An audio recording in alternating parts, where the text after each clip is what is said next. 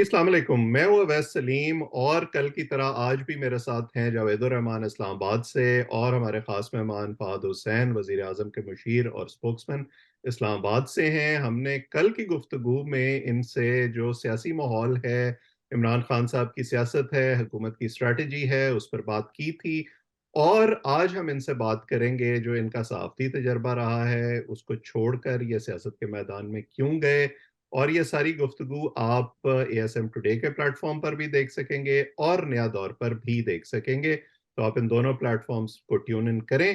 फ़ाद साहब, ज़्यादा ताख़ीर किए बगैर मैं गुफ्तगू का सिलसिला शुरू करता हूँ। हमने बहुत सा अरसा इकट्ठे गुज़ारा, 2 इदारों में हम इकट्ठे रहे, आपसे हमने बहुत कुछ सीखा कि सहाफ़त क्या होती है और उसके असूल क्या होते हैं, उनको फ़ॉलो कैसे करना चाहिए, टेक्निक्स क्या होती हैं। लेकिन उस तमाम अरसे में कभी ये शायबा नहीं हुआ कि एक दिन आप हमें सिखाते-सिखाते खुद इस मैदान से निकल जाएँगे। तो मुझे सबसे पहले आपसे ये पूछना है कि कब आपको ये एहसास हुआ या एहसास होने लगा कि शायद अब आप ये नहीं करना चाहते और अगर आप उसकी वजूहात शेयर करें? शुक्रिया। देखिए उसमें ना मैं जब जर्नलिज्म में आया था ओरिजिनली 1991 में, फ्रेश आउट ऑफ कॉलेज था। तो उस वक्त मेरा जर्नलिज्म में आने का जो बुनियादी मकसद था वो ये था कि जेन्युइनली, और आपको पता है उस अर्ली ट्वेंटीज में आमतौर पे लोग काफी आइडियलिस्टिक होते हैं। हुँ, तो मैंने एक बड़ा आइडियलिज्म को सामने रखते हुए ये फैसला किया था कि मैं ये इस प्रोफेशन में इसलिए जाऊंगा क्योंकि perhaps I can make a difference. हुँ। वरना वो जो रिवायती प्रोफेशन तो हम सब के सामने थे ही, तो आप इंजीनियरिंग कर लें, तो आप फलाना कर लें, तो आप सीएसएस कर लें, वगैरह वगैरह।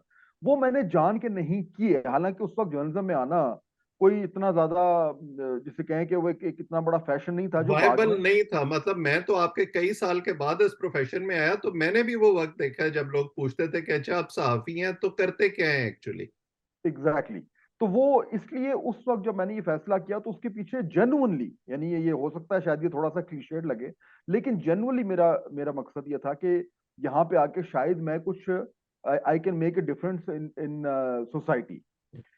वही चीज जो है उसकी बुनियाद पर फिर मैं इतने अरसे जर्नलिज्म करता रहा, फिर उसमें मैंने ट्रेनिंग भी हासिल की, फिर मैंने मास्टर्स भी उसमें किया, मुख्तलिफ जगहों पे काम भी किया, चाहे वो टेलीविजन हो चाहे वो प्रिंट हो। और लिटरली अब ऐसा आप तो जानते हैं कि जर्नलिज्म में मेरे ख्याल में शायद ही कोई जर्नलिज्म के अंदर कोई ऐसी चीज रह गई हो जो मैंने ना की हो। बहुत फ्रंट एंड पे, बैक एंड पे, टेलीविजन पे, प्रिंट में, लिखना, बोलना, उर्दू, अंग्रेजी, सब कुछ करके देख लिया। बाय द टाइम ये मेरा को 30th ईयर जब कंप्लीट हुआ है, हुँ, तो मुझे ये एहसास हो रहा था कि वो जो ओरिजिनल जो मेरा इंटेंशन था कि मैं इस प्रोफेशन में आया क्यों, हुँ, क्या अभी भी वो उसी तरीके से कायम दायम है, हुँ, या ये कि मैं उसी उसी ओरिजिनल अपने इंटेंशन को लेकर कहीं और ये कोशिश करूं टू मेक अ डिफरेंस। हुँ, तो मुझे ये लगा, जेन्युइनली मुझे लगा कि शायद हमारी इंडस्ट्री जहां पे जा रही है, हो सकता है कि था जर्नलिज्म मैंने कर लिया, और शायद अगर मैंने मजीद सीखना है और कंट्रीब्यूट करना है तो ये जो एक नेचुरल प्रोग्रेशन बनती है, मैं इसको इसको जरूर समझ कर एक मौका आया, एक अपॉर्चुनिटी मिली और मैंने उसको ले लिया। तो फवाद क्या साहब, आपको लगा कि आपका पैशन वैसा नहीं रहा, आपने सारा कुछ अचीव कर लिया है या आपको लगा कि ये इंडस्ट्री वैसी नहीं रही जिसमें आप कुछ मज़ीद कंट्रीब्यूट कर सकते हैं? देखिए उसको सारा कुछ तो अचीव कभी भी कोई भी नहीं कर सकता, लेकिन मेरा ये ख्याल था अगेन के एक तो जो जनरली मैं आपको बताऊं कि आज से अगर 20 साल पहले मेरे से आप पूछते कि 2022 में मीडिया पाकिस्तान में कैसा होगा, तो मैं ये ना कहता जो आज है। हुँ, मैं होपफुल था। हुँ, अब उसकी मुख्तलिफ वजूहत हैं और ये एक पूरा अलग प्रोग्राम आपके साथ बन सकता है, वैसे बड़े मजे का प्रोग्राम बनेगा। हुँ, लेकिन ये बिल्कुल क्लियर है कि हमारी जो जो मीडिया इंडस्ट्री है वो स्ट्रगल कर रही है इन नंबर ऑफ वेज। हुँ, तो अब मेरे पास ये ऑप्शन था कि मैं उस वहां पे मजीद जो है वो वक्त गुजार के और अपने आप को किसी तरीके से मजीद री इन्वेंट करूं, या ये है कि मैं एक मुख्तलिफ तरीके से अपनी जो जो भी जितनी भी मेरी अल्लाह ताला जितनी मुझे जिंदगी दे जो रह गई है, मैं उसमें एक मुख्तलिफ तरीके से कोशिश करूं। तो मैंने थोड़ा सा जो है जिसे कहते हैं कि एक डाइवर्जन लिया है, हुँ, इस ये जहन में रखते हुए कि यहाँ पे भी I can try and make a हुँ। तो जावेद साहब आप कुछ पूछ रहे थे? डिफरेंस। फवाद साहब, जैसे कि जर्नलिज्म में आपके पास तो एजाज़ात भी काफ़ी हैं, और आप मेरे ख्याल से यंगर एडिटर भी रही हैं दी नेशन के अंदर जब आप थे। तो मैं ये पूछना चाह रहा था, एक तो एक इम्प्रेशन चल रहा है, उसकी आपने वजाहत जरूर करनी है कि जर्नलिज्म इज ओवर। एक तो ये बात। दूसरी ये एक बात कही जाती है कि अब जर्नलिस्ट जो हैं वो बाइस्ड हो चुके हैं। वो अगर आपने कोई अपनी मर्जी का कोई चैनल देखना है तो आप सपोज जियो लगा लें, ARY लगा लें, मतलब कि पॉलिटिकल पार्टीज के साथ जो जर्नलिस्ट हैं उनकी एसोसिएशन साफ नजर आ रही होती है। और जब आप जिस तरह कहते हैं कि 30 इयर्स बैक आप जब आए थे, उस वक्त क्या माहौल था और इतनी तेजी से ये चीजें चेंज हुई हैं, इन सारे माहौल को आप कैसे देखते हैं? देखिए, मेरे ख्याल में एक एवोल्यूशन तो एक नेचुरल सी बात है। और वो एवोल्यूशन हर फील्ड में हुई है, यहाँ भी हुई है। सवाल ये कि एवोल्यूशन सही डायरेक्शन हुई है नहीं हुई है। मेरे ख्याल में journalism is still not over, ये नहीं, ऐसा नहीं है। लेकिन जर्नलिज्म इज अंडर स्ट्रेस। और वो सिर्फ पाकिस्तान में नहीं है, वो सारी दुनिया में है, क्योंकि जिस तरीके से एक ये डिजिटल एज में the old way of doing journalism जो है वो रेलेवेंस खो रहा है, क्योंकि आपका डेमोग्राफिक्स चेंज हो रहे हैं, आपकी यंग जनरेशन आ रही है। उसके लिए कम्युनिकेशन का जो एक दुनिया है वो उस बड़ी डिफरेंट है, क्योंकि उसमें मेरे और आप जैसे जो जर्नलिस्ट हैं वो जो पहले गेट कीपर होते थे, अब हम गेट कीपर नहीं है। जब हम गेट कीपर नहीं है तो उन नए ऑडियंस को प्रोफेशनल जर्नलिस्ट की उस तरीके से जरूरत नहीं है, क्योंकि उनको इन्फॉर्मेशन वैसे भी मिल रही है। हाँ, रेलेवेंस क्या है कि जी ऑथेंटिक इन्फॉर्मेशन जर्नलिस्ट के थ्रू मिलती है, इसलिए आप जर्नलिस्टिक ऑर्गेनाइजेशनल जर्नलिस्टिक प्लेटफॉर्म्स को इस्तेमाल करें। लेकिन उसमें प्रॉब्लम ये हो रहा है जावेद साहब कि जो आपका ऑडियंस ब्लीड कर रहा है ट्रेडिशनल मीडिया, उसको ऑडियंस को रिटेन करने के लिए, इसकी बजाय कि वो मुश्किल काम करे ट्रेडिशनल मीडिया के अपनी जो प्रोसेस ऑफ वेरिफिकेशन है उसको और टाइट करे, वो उस ऑडियंस को रिटेन करने के लिए और ज्यादा सोशल मीडिया की जो एक लीनियंट एडिटोरियल स्ट्रक्चर है उसकी तरफ जाना शुरू हो गया। यानी सोशल मीडिया तो एडिटोरियल स्ट्रक्चर है ही नहीं, लेकिन उस ऑडियंस को रोकने के लिए थोड़ी उसको आप सनसनी कह लें, थोड़ा उसको आप लेस वेरीफाइड इंफॉर्मेशन कह लें। तो वो स्ट्रेस जो है इस नए जमाने का, वो हमारे ट्रेडिशनल मीडिया को कमजोर करता जा रहा है। और ऊपर से सोने में सुहागा ये कि वो बिजनेस मॉडल भी स्ट्रेस में आया हुआ है, क्योंकि जब जब ऑडियंस मूव करेगा तो अल्टीमेटली रेवेन्यू भी मूव करेगा। अभी शायद ना किया हो, लेकिन अल्टीमेटली करेगा। तो हमें ट्रेंड नजर आ रहा है, उसकी वजह से जो नेचर ऑफ जर्नलिज्म है वो भी चेंज हो रहा है, क्योंकि लोग इस वक्त वही देखते हैं जो उनकी अपनी तरजीहात को वैलिडेट करता है जो चीज, तो वो उसी चीज को देखेंगे। चुनाचे अगर मैंने नया ऑडियंस ढूंढना है अपने लिए, पहले हमें ऑडियंस ढूंढने की जरूरत नहीं थी। मैं और अवैस रिपोर्टिंग करते थे, कल को किसी ने पढ़ना है पढ़े, नहीं पढ़ना ना पढ़े। लेकिन अब आपने अपना ऑडियंस ढूंढना है। वो ऑडियंस ढूंढने के लिए आसान तरीका ये है कि आप ऑडियंस को वो दें जो वो ऑडियंस देखना या सुनना या पढ़ना चाह रहा है। तो एक तरीके से वो लॉप साइडेड चीज हो गई। और उससे उसमें जो स्ट्रगल है वो ये है कि जो ट्रेडिशनल जर्नलिस्ट है वो कैसे अडेप्ट, जो अडेप्ट नहीं कर पा रहा वो फिर he is following of the way side. मतलब कंफर्मेशन बायस जो है वो एलिमेंट डोमिनेट कर रहा है मीडिया कंजम्पशन को हर तरह के कंज्यूमर के लिए। तो मुझे आप ये बताएं कि अब ये जिन फैक्टर्स का आपने अभी सबका अहाता किया, कुछ अर्सा पहले आपने एक ट्विटर पर भी इस हवाले से एक थ्रेड किया था जिसमें आपने अपना तस्करा किया, मुबशर जैदी साहब का तस्करा किया, अवैस तौहीद साहब का तस्करा किया कि ऐसे सीनियर लोग जो प्रोफेशन छोड़कर कहीं और जा रहे हैं, पाकिस्तान के मीडिया लैंडस्केप को छोड़ रहे हैं, और इसी तरह की वजूहात आपने उसमें भी लिखी थी। तो आपको लगता है कि it has any potential to change for the better, या आपको लगता है कि आज से कुछ साल के बाद जब हम इस बारे में बात करेंगे तो चीजें शायद और मुश्किल, और ये जो मेन स्ट्रीम मीडिया और सोशल मीडिया की लाइन जो ब्लर हो गई है जिसका आपने तस्करा किया है, ये मजीद खराब होगी? देखिए, मेरे ख्याल में अगर आप इंटरनेशनल ट्रेंड्स देखें, और आप तो जाहिर बात है यू नो पढ़ते भी हैं और पढ़ाते भी हैं, और आपका इतना बड़ा उसमें एकेडमिक बैकग्राउंड भी है, जो हमें नजर आ रहा है वो क्लियरली ये है कि the future of journalism, there is a question mark. और ये मैं खुद अपना असेसमेंट नहीं दे रहा, जो अब नया मॉडर्न लिटरेचर आ रहा है उसमें ये सवाल किया जा रहा है कि ये जो एक इंडस्ट्री है जो आज से 2-2.5 साल पहले जो है इसने जन्म लिया था, वो अब इस rapidly changing communication digital age में इसकी क्या वैल्यू है। तो there is a question mark. हो सकता है इसमें से कोई रिवाइवल आ जाए। अगर रिवाइवल आना है तो वो आना न्यू मीडिया से ही है। टेलीविजन से या अखबारात से रिवाइवल नहीं आ सकता, लेकिन जो न्यू मीडिया है, जो डिजिटल मीडिया है, उसमें इस तरह के ऑर्गेनाइजेशंस और इस तरह के स्ट्रक्चर्स बनना जो कि ऑडियंसेस की इंटरेस्ट को भी रिटेन करें और अपनी क्रेडिबिलिटी को भी रिटेन करें, ये मुश्किल काम है। फॉर एग्जांपल उसका जो एक सक्सेसफुल मॉडल हमें नजर आ रहा है वो न्यूयॉर्क टाइम्स, जिसने अपना जो डिजिटल फुटप्रिंट है उसको, उसका उसका जो कमर्शियल साइड है वो भी उसने कामयाब बना लिया थ्रू सब्सक्रिप्शन, लेकिन जो अपना एडिटोरियल स्टैंडर्ड्स है उनको भी लोअर नहीं किया। लेकिन उस तरह का काम करने के लिए फिर आपको न्यूयॉर्क टाइम्स जैसे एक इदारा चाहिए जिसमें उस तरह के रिपोर्टर्स हों और इस तरह की एडिटोरियल मैनेजमेंट हो। ये आसान काम नहीं है।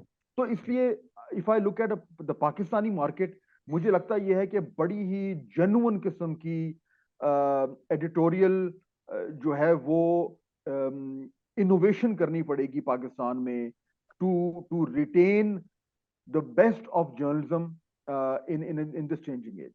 और उस इनोवेशन के साथ साथ मेरा ख्याल है कि सेठों को थोड़ा सा एडिटोरियल इंडिपेंडेंस भी देना होगा। जो एडिटर का ऑफिस ऐसे लगता है कि आहिस्ता आहिस्ता गायब होता जा रहा है हमारे मीडिया के इदारों से।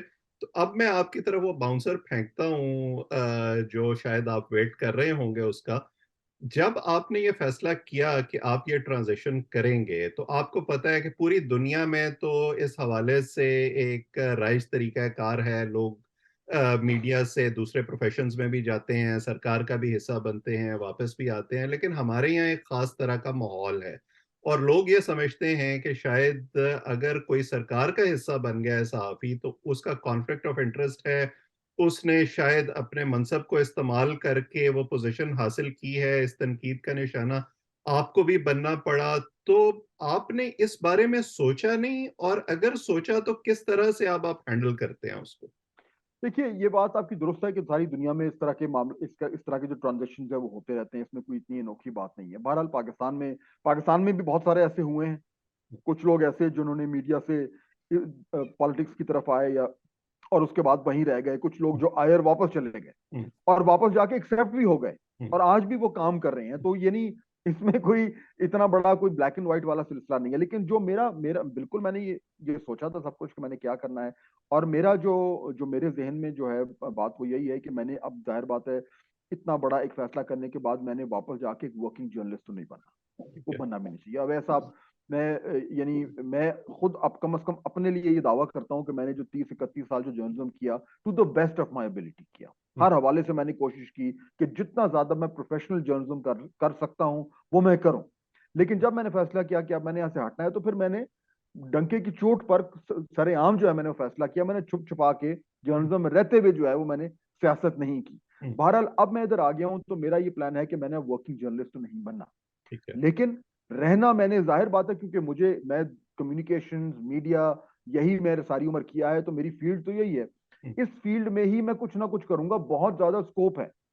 लेकिन मैं अब वापस जाके ये नहीं कहूंगा कि जी मैं एक अनबायस्ड जर्नलिस्ट हूँ, जाहिर बात है वो मुझे कहना भी नहीं चाहिए और ना ही मैं कहूंगा। लेकिन अल्टीमेटली कहीं ना कहीं मैं the field of communications and media से कहीं ना कहीं तो जुड़ा रहूंगा। बाकी मैं कोशिश तो ये है कि अब जो मैंने करियर चूज किया इसमें आगे बढ़ूं। यानी you will not B an active journalist again, you have left that for good, अगर मैं आपकी बात को सही समझ रहा हूँ। और जो काम आप अभी कर रहे हैं, फॉर इंस्टेंस स्ट्रेटेजिक कम्युनिकेशन, वो भी एक तरह से ऑफशूट है उसी तरह का, अगर हम मीडिया के अम्ब्रेला को देखें। तो अगर आप थोड़ा सा उसके बारे में बताएं कि गवर्नमेंट के एम्बट में स्ट्रेटेजिक कम्युनिकेशन को आप किस तरह से देखते हैं और आप क्या करने की कोशिश कर रहे हैं। क्योंकि मुझे यह पता है कि ये इंफॉर्मेशन एंड ब्रॉडकास्टिंग का हमारे यहाँ जो एक ट्रैक चलता आ रहा है उससे मुख्तलिफ है, और बड़ा इब्हाम है इस हवाले से कि फाद साहब शायद कोई बड़ा पुरस्रार काम कर रहे हैं जो लोगों के सामने नहीं है। तो थोड़ा सा अगर उस हवाले से बताएं। देखिए, वैसे स्ट्रेटेजिक कम्युनिकेशन एक बड़ी ब्रॉड फील्ड है और उसमें डिपेंड करता है कि आप उसको किस तरीके से प्रेजेंट करते हैं। मेरे मेरे ख्याल में उसमें उसके 2-3 एलिमेंट्स हैं जो मैं आपके सामने रख सकता हूँ। पहला एलिमेंट तो ये है कि ये देखना कि जी जो भी, मतलब I work very closely with the prime minister, कि प्राइम मिनिस्टर की जो भी कम्युनिकेशन है वो किस तरीके से उसको मजीद इफेक्टिव बनाया जा सकता है। और इफेक्टिव बनाने से मुराद ये नहीं कि आपने सिर्फ जो है वो दूसरों पे तनकीद करनी है, बल्कि ये कि आपने अपनी बात कैसे करनी है, अपनी प्रोजेक्शन कैसे करनी है, जो हम कम्युनिकेट करना चाह रहे हैं इलेक्टोरेट से, उसको किस फॉर्मेट में होना चाहिए और उसका फ्रेमवर्क क्या होना चाहिए ताकि वो लोगों के जहनों में उतर सके। तो एक तो ये है। दूसरा स्ट्रेटेजिक कम्युनिकेशन का एलिमेंट जो मेरे जहन में आता है वो is a more broader one, which is essentially कि जब आप बात कर रहे हैं स्टेट की बात कर रहे हैं, आप पाकिस्तान की बात कर रहे हैं, आई फर्मली बिलीव कि हमारी जो बहुत सारी जो हमारी कमजोरियां रही हैं as a state in the last couple of years, Javed साहब, वो उसमें से एक बड़ी बड़ी कमजोरी ये रही है कि हम अपनी कहानी दुनिया को नहीं सुना सके। We have failed to tell the Pakistan story. और हमने ये दूसरों को ये स्पेस दी है, दूसरे ममालिक को, कि वो डिफाइन करें कि हम कौन हैं, इसकी बजाय कि हम डिफाइन करें कि हम कौन है। तो strategic communication at that level बहुत बड़ा हमारा वैक्यूम है, उसको हमें ठीक करने की जरूरत है। ये एक दिन की बात नहीं है, ये एक बड़ा लॉन्ग टर्म प्रोजेक्ट है, लेकिन उसकी बुनियादें रखना बहुत जरूरी है। और आखिरी आखिरी बात जो है इस हवाले से वो ये है कि बात वो करनी जो पॉलिटिकल हो, लेकिन एट द सेम टाइम उसका एंड आउटकम ये हो कि हम इस मुल्क को किस तरीके से बेहतर कर सकते हैं। See, I mean, politics is an end, is a means to an end, and the end is to make sure कि उस पॉलिटिक्स के जरिए आप पाकिस्तान में रहने वाले लोगों की जिंदगियों को कैसे बेहतर कर सकते हैं। अल्टीमेटली तो यही है। तो वो कनेक्शन जोड़ना through communication which tells people कि हाँ हम ये कर रहे हैं, लेकिन इसका मकसद ये है कि ultimately you and your kids gain from it and Pakistan becomes a better place for all of us. ये अगेन इजी काम नहीं है, लेकिन ये ज़हन में रखना जो है while communicating is something that I take very seriously. बिल्कुल सही। और फाइनली अगर मैं आपसे ये पूछूं कि ये जो 8 महीने का अरसा हुकूमत में आपने गुजारा है, आपको क्या लगा है, व्हाट आर द लेसन्स के आपने जो फैसला किया है इस ट्रांजिशन का, इट वाज जस्टिफाइड, या कभी कभी आपको लगता है कि नहीं ये मैं कहाँ आके फंस गया हूँ? देखिए, मैं अगर आपको कहूं कि कभी जीरो डाउट हुआ है तो obviously that is not true. And that ये आप किसी भी मैं तो जितना पढ़ता हूं हर जगह मैंने बायोग्राफी में भी पढ़ा है कि सेल्फ डाउट एक अच्छी चीज है, होनी चाहिए, ताकि वो आपको स्पर करती है to dig deeper inside your own thinking. So of course self doubt होता है, लेकिन उस सेल्फ डाउट को ओवरकम करना जो है वो भी एक लर्निंग एक्सपीरियंस है। और मेरे ख्याल में ये जो एक फेज है इससे जिससे गुजरना जरूरी है। मुझे इस तरफ आके बहुत कुछ सीखने को मिला है, बहुत कुछ देखने को मिला है। सारी उम्र हम दूसरी साइड से चीजों को देखते रहे हैं, वो मीटिंग्स की वो वीडियो क्लिप्स देखते रहे हैं जिसमें साइलेंट होती हैं, या वो तस्वीरें जो न्यूज रूम में लाके में दी जाती थी। अब जब आप अंदर बैठते हैं तो आपको नजर आता है कि किस तरीके से ये फैसला साजी हो रही है। अच्छी चीजें भी देखने को मिली हैं, फहद साहब, कुछ कम अच्छी मैं भी देखने को एक मिली हैं। फहद साहब, ये आपने कहा कि जर्नलिज्म से रिलेटेड जो बात की, एक तो ये कि जर्नलिस्ट बनता तो अपनी मर्जी से है, लेकिन मेरा ख्याल से इसके जरासीम जो है ना, ये जाते नहीं है इतनी आसानी से। एक बात तो ये, दूसरा ये कि जिस तरह अगर हम सोशल मीडिया देखें वहां तो हमें हर बंदा ही जर्नलिस्ट लग रहा होता है। ये जो कीबोर्ड वॉरियर जो है, जहाँ कोई एडिटोरियल पॉलिसी नहीं है, इन और वो समझते हैं कि हम जर्नलिस्ट बन चुके हैं। हमने तो बड़ी मारें खाई, हमने तो क्या वो स्टार्ट होता था वो जनाब आपने कल्चर से शुरू करना है, फिर क्राइम रिपोर्टिंग करनी है, फिर आपने मिनिस्ट्रीज में जाना है, और फिर एक पर जाके फिर कहीं पार्लियामेंट और ये सारी चीजें। अब देखते हैं कि हर दूसरा बंदा एक सोशल मीडिया पे वो जो कीबोर्ड वॉरियर है वो कहते हैं हम जर्नलिस्ट बन चुके हैं, हम वो सारी टेक्निक्स जो सारी बातें सीख चुके हैं। आप इसको कैसे देखते हैं जरा? देखिए, ये मैं आपसे एग्री करता हूँ कि अगर अगर आप बगैर ट्रेनिंग के और बगैर किसी एडिटोरियल गाइडेंस के, या अगर आप समझना शुरू हो जाएं कि आप अगले कुल हैं, तो फिर जाहिर बात है उसका जो आउटकम है वो वही होता है जो हमें नजर आ रहा है। और उसकी वजह से हमारा जो पूरा मीडिया लैंडस्केप है वो उसको नुकसान पहुंच रहा है। लेकिन उसके साथ साथ मुझे ये भी कहने की इजाजत दीजिए जावेद साहब कि जिस तरीके से अब एक पूरी मीडिया मार्केट ने इवॉल्व किया है, उसमें अब लोगों की का जो अपनी जो कंजम्पशन पैटर्न्स हैं मीडिया के, वो भी चेंज हो गए। और वो कंजम्पशन पैटर्न चेंज इसलिए हुए हैं क्योंकि जिस तरीके से अभी अवैस बात कर रहे थे कि वो कॉन्फर्मेशन बायस का जो एक फिनोमिनन है वो किक इन कर गया है। और उसके लिए आपको बड़ा strong editorially strong content strong content आप प्रोवाइड करेंगे तो शायद वो उस तरीके से लोगों की कॉन्फर्मेशन बायस को पर पूरा ना उतरे। तो इसलिए मेरे ख्याल में एक ये age of social media, digital media आ गई है जिसमें वो लोग जो कीबोर्ड वॉरियर्स हैं उन्होंने भी अपनी जगह बना ली है। इसलिए नहीं क्योंकि उनके पास बहुत स्किल्स हैं, स्किल नहीं है उनके पास, लेकिन इसलिए क्योंकि उनकी वो एक ऐसे एज में काम कर रहे हैं जहां पे ऑडियंसेस जो हैं उनके मुंह को भी एक डिजिटल मसालों का जो जायका है वो उनके मुंह को लग चुका है। बिल्कुल सही। और अब हम देखते हैं कि इन चैलेंजेस से आप हुकूमत में रहते हुए कैसे निपटते हैं। और जैसे आपने कहा कि उन सेल्फ डाउट्स के बावजूद आपका फैसला ये है कि you are here to stay, so good luck to you. ये जो काम आप कर रहे हैं उसके लिए, और इस करियर में आगे जो कुछ आप करेंगे उसके लिए भी उम्मीद है कि यहाँ भी हम आपसे इंटरेक्ट करते रहेंगे, कुछ सीखते भी रहेंगे। और अगर हम बतौर सहाफ़ी आपसे कुछ सवाल मुश्किल पूछना चाहेंगे तो आप हमें दोबारा वक़्त भी देते रहेंगे। This will be our first interaction on this platform, but will not be the last. जो लोग हमें देख रहे हैं वो एएसएम टुडे के प्लेटफ़ॉर्म को भी ट्यून करें, नया दौर पर भी हमारे साथ जुड़े रहें, ताकि हम ऐसे मेहमानों से आपकी मुलाकात कराते रहें और इन मौज़ूआत पर गुफ्तगू भी करते रहें। अगले प्रोग्राम में किसी और सब्जेक्ट पे किसी और मेहमान के साथ आपकी खिदमत में दोबारा हाज़िर होंगे। जावेद साहब, आपका और बतौर ख़ास फाद साहब आपका बहुत शुक्रिया हमें वक़्त देने के लिए। आज इतना ही, आप सबका भी बहुत-बहुत शुक्रिया।